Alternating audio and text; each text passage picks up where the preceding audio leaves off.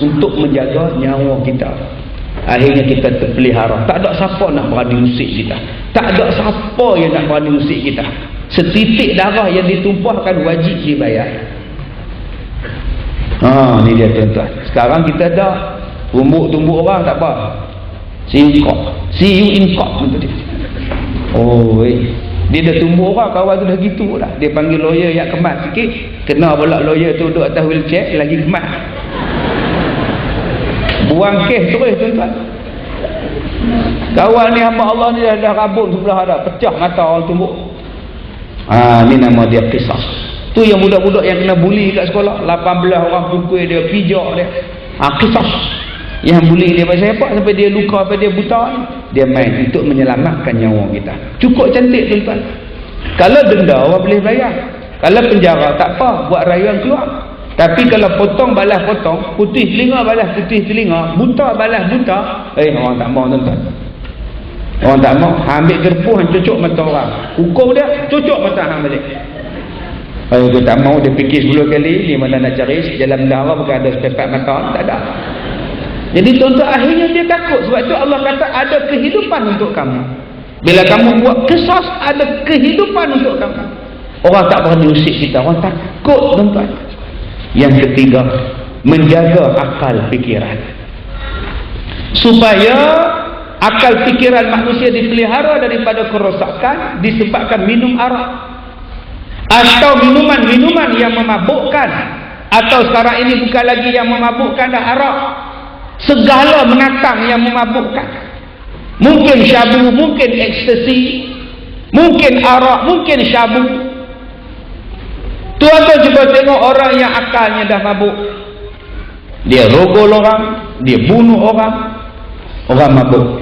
Cuba tengok orang yang minum arak sampai dia jadi rosak tuan-tuan.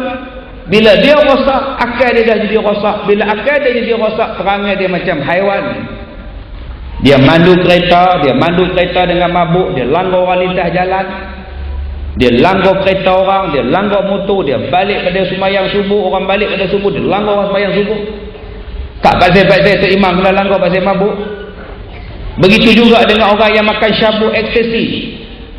Dia sembelih mak dia, dia sembelih bapak dia, pasal dia jadi mereng lah, otak dia dah tak ada. Dia naik motor laju, rempit, dia tidur atas motor, dia terbang. Kenapa dia jadi ekstrim macam itu? Kenapa jadi ganas macam itu?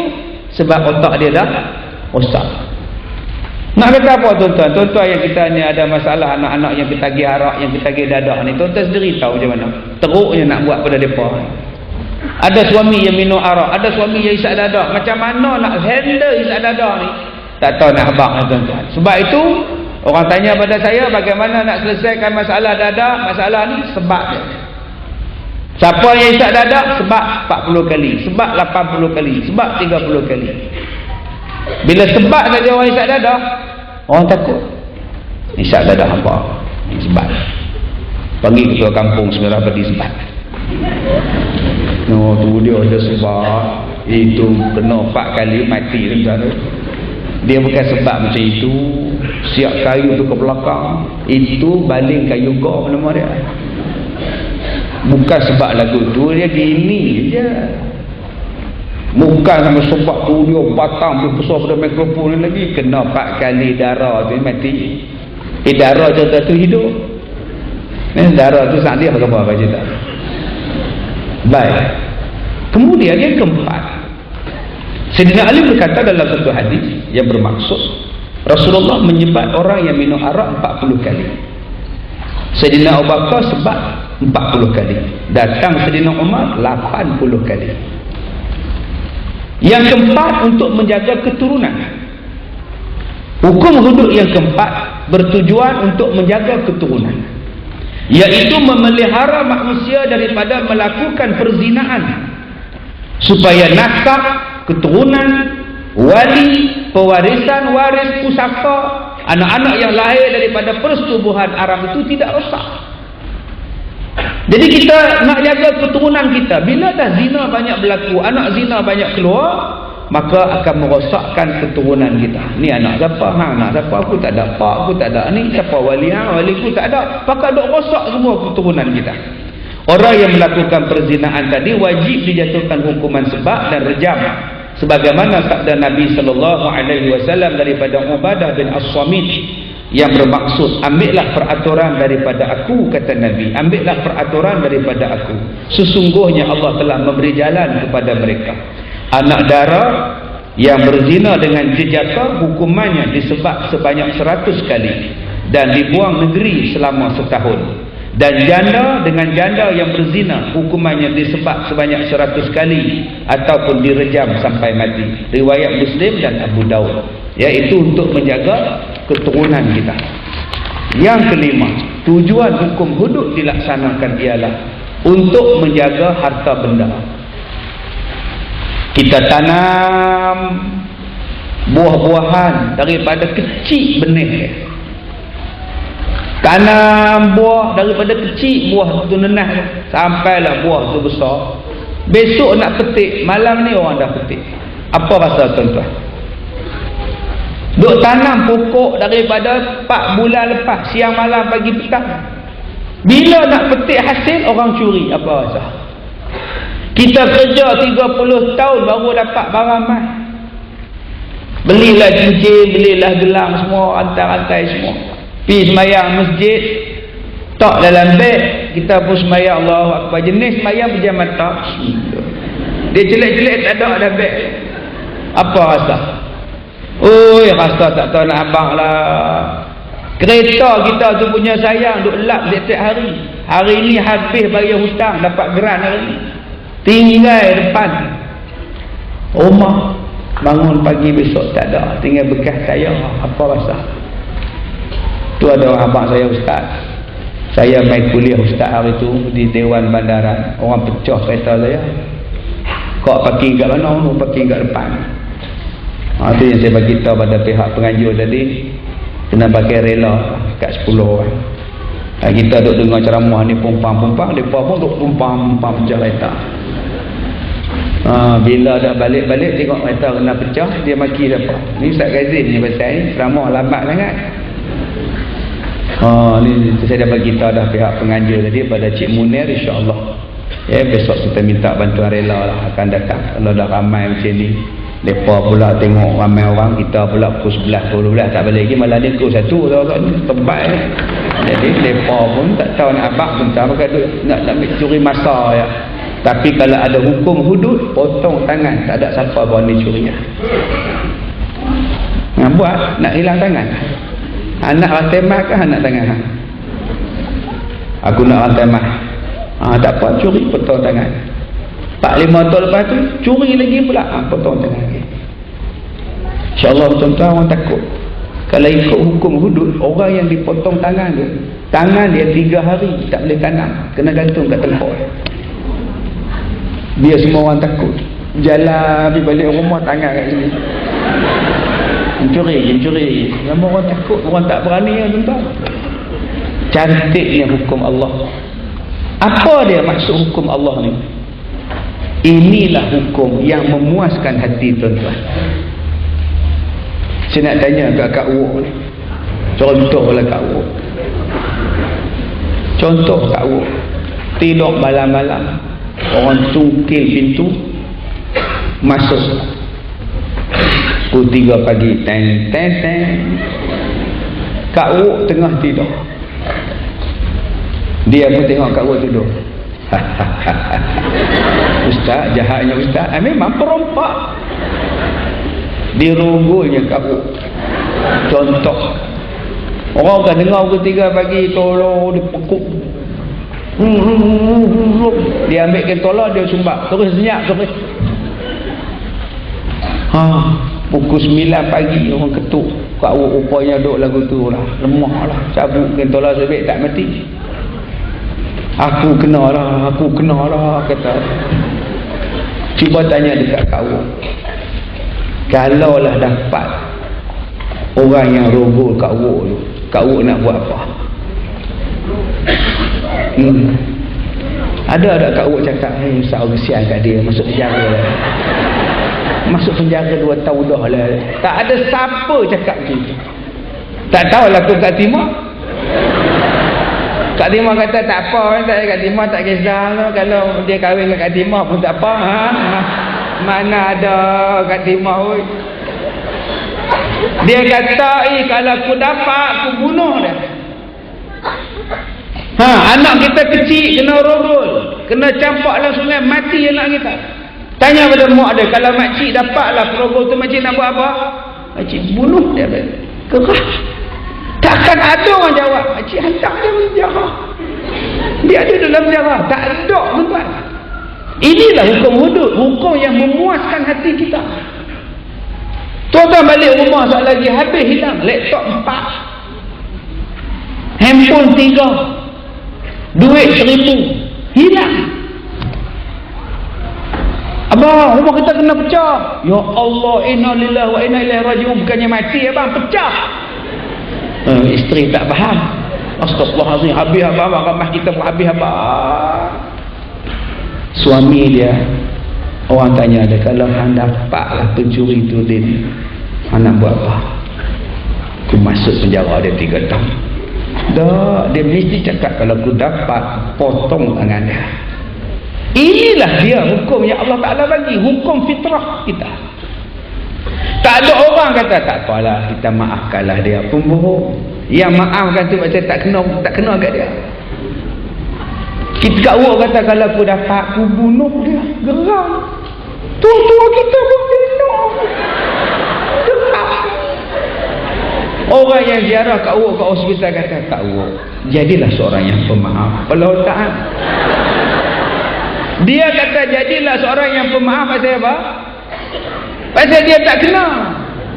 Cuba dia kena, tengok. Gitulah tuan-tuan. Jadi di hadapan kita ni tidak ada siapa pun yang menolak hukum hudud. Siapa sini yang tak setuju hukum hudud? Tak ada. Mana ada orang tak setuju? Semua setuju. Mana ada orang yang menolak dia? Tak sesuai, ganak, zalim, tak ada. Kita pun tahu ini peraturan daripada Allah. Ittabi'u ma unzila ilaikum fasbir li hukmi rabbik, kata Allah. Ikutlah apa yang Allah turunkan pada kamu dan sabarlah kamu dengan hukum-hukum Allah Ta'ala. Sebab itu tuan-tuan, tidak ada siapa yang menolak hukum hudud. Yang menolak hukum hudud ni orang kafir. Yang menolak hukum hudud ni puak-puak kafir. Orang Islam ni dia takkan tolak. Sebab dia tahu ini perintah Allah.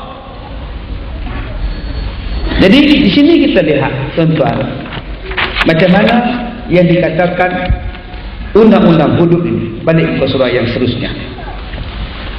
Apa itu hudud?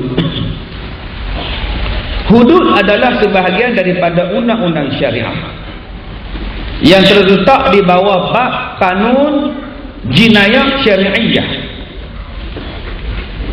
Jadi di bawah undang-undang jinayah ini terbahagi kepada 4. Pertama hudud, kedua qisas, ketiga diyat, keempat ta'zir. Dan perlu difahami bahawa hukum-hukum Islam ini adalah bertujuan untuk mencegah manusia daripada melakukan maksiat dan kerosakan, bukannya untuk menghukum secara sembrono atau zalim. Sebab itu mana-mana negara yang mengamalkan hukum hudud, maka negara-negara ini sangat aman secara zahirnya. Secara zahir. Jarang-jarang sangat pembunuhan berlaku di Mekah, di Saudi. Jarang-jarang sangat. Ada, tapi jarang. Ada orang mencuri, bukan tak ada, tapi jarang. Ada orang buat jahat, minum arak, ada, tapi sangat sikit. Hanya ini contoh dia. Bukan nak buat zalim. Bukan nak potong tangan ni nanti kita buat suk tulang, tidak. Suk tangan, tidak.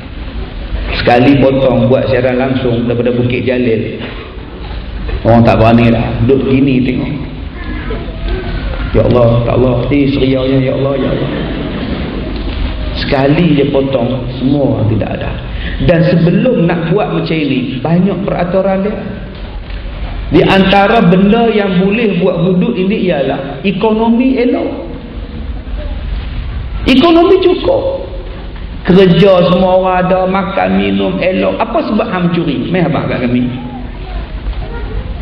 Makan minum semua ada, kerja semua ada, pendapatan semua ada, ekonomi hang bagus, tiba-tiba hang mencuri pasal apa?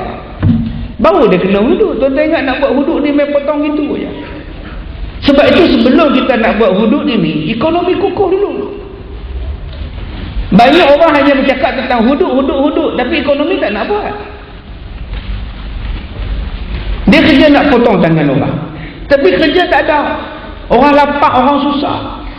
Bila dia mencuri kena potong tangan. Dia ni yang Islam jelaskan pada kita. Tapi orang cuma nampak, dia hanya nampak Islam ni hanya hudud. Saya kata dah pada tuan-tuan, dalam negara kita Malaysia ni, tuan-tuan kena faham bahawa semua benda yang berkaitan dengan asas-asas Islam telah pun cantik dibina dah. Cantik sangat dah dibina dia, asas-asas dia itu. Tentang perekonomian, supaya kita dapat ekonomi yang stabil.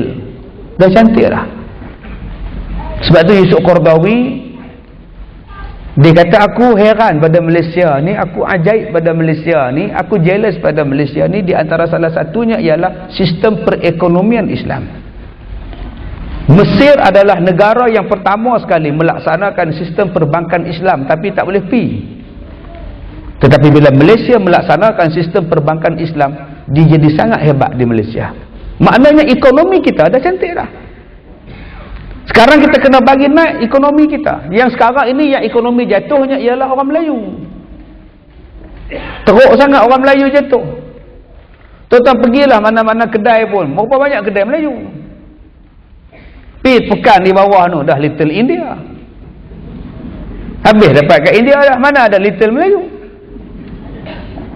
Sebab itulah bangsa Melayu ditolong supaya ekonomi dia naik, supaya duduk setaraf. Bila setaraf, tak adalah mencuri harta orang Cina. Bila orang Melayu tak ada duit, dia curi limau, Cina pun dia curi. Jadi orang Cina kena faham, orang yang kena faham hukum hudud bukan nak bunuh mereka, nak menyelamatkan harta mereka, supaya harta mereka tidak dicuri. Bukannya satu benda yang zalim, tidak. Yang kedua, supaya orang tidak mencuri harta orang bukan Islam. Sebab itulah orang Melayu ditolong ekonomi dia. Tetapi orang salah faham. Orang kata bahawa ini adalah resis, ini adalah perkauman. Tak adil pergi tolong orang Melayu je dengan tubuhkan marah. Tolonglah semua orang lain. Kalau semua bangsa ditolong, maknanya keadaan tetap akan tinggi juga. Naikkan balik supaya ditolong bangsa ini, supaya dia boleh naik, supaya boleh seimbang. Bila seimbang, tak adalah nak curi-curi lah. Tapi politik hari ini saya lihat, bila kita naikkan peratus penolongan untuk bangsa-bangsa orang Melayu, kita kata bahawa ini tidak adil, ini adalah resis dan sebagainya. Sedangkan itu benda yang hak dia. Tolonglah untuk majukan dia, untuk supaya ekonomi stabil. Begitu juga untuk dilaksanakan hudud, dia memerlukan keamanan. Bila negara tidak aman, macam mana nak buat hudud? Yang ni yang orang tak jaga. Jadi keamanan yang telah ada sekarang ini, orang tidak pelihara. Bila tak pelihara, macam mana nak buat hudud? Bom sana, bom sini, tak habis-habis. Bila nak rasa amannya hidup? Jadi kena lihat benda-benda ini. Jangan terus cakap kita ni tidak Islam sebab tak buat hudud. Sabar dulu, panjang cerita dia dulu. Baik, hudud adalah sebahagian daripada undang-undang syariah di bawah bab kanun jinayah syariah. Adapun undang-undang syariah terdapat banyak bentuk. Pertama, undang-undang jinayah. Bunuh orang, rompak orang, rogol orang, itu jinayah. Yang kedua, undang-undang munakahat. Talak, cerai, rujuk, li'an, nikah kahwin. Yang ketiga, undang-undang iktisad. Undang-undang perekonomian. Riba, pajak gadai, hutang, cukai, iktisad. Ataupun undang-undang perlembagaan Islam. Undang-undang sebuah perlembagaan yang berasaskan kepada Islam. Ataupun kanun dustur Islami. Dustur ni maknanya ni tongkolok, maknanya Islam tu duduk di atas sekali. Undang-undangnya paling tertinggi sekali ialah undang-undang Islam. Itu dipanggil dustur Islami. dan bermacam-macam lagi undang-undang Islam yang lain. Maka kita ambil malam ini satu undang-undang, nama dia undang-undang jinayah, atau lebih dikenali dengan Qanun Jinayah Syari'iyah, dan terbahagi kepada 4 jenis. Yang pertamanya hudud, yang keduanya qisas, yang ketiganya diyat, dan yang keempatnya ialah ta'zir. Baik, apa makna hudud? Hudud maknanya ialah batasan, asal daripada perkataan had. Jangan melampaui had, itu bahasa Arab tu. Had tu bahasa Arab. Satu batasan nama dia had, banyak-banyak batas nama dia ialah hudud. Satu batasan had, banyak-banyak batasan, itu nama dia hudud. Jangan langgar batasan, jangan over batasan, jangan cross over batasan. Baik, dan tidak boleh dilanggar oleh sesiapa pun. Contoh, kalau seseorang itu mengaku berzina, maka dia wajib dihukum sebagaimana yang ditetapkan oleh Allah, iaitu wajib dia disebat 100 kali bagi yang belum kahwin. Kalau dia mengaku mencuri, maka tak boleh dipenjarakan dia dan tak boleh didendakan dia, wajib dipotong tangannya, kerana ia adalah satu batasan yang telah dibuat oleh Allah Subhanahu wa ta'ala. Dia mengaku dia berzina. Ayat ini pernah berlaku zaman Rasulullah. Dia kata, ya Rasulullah, saya ni dah berzina.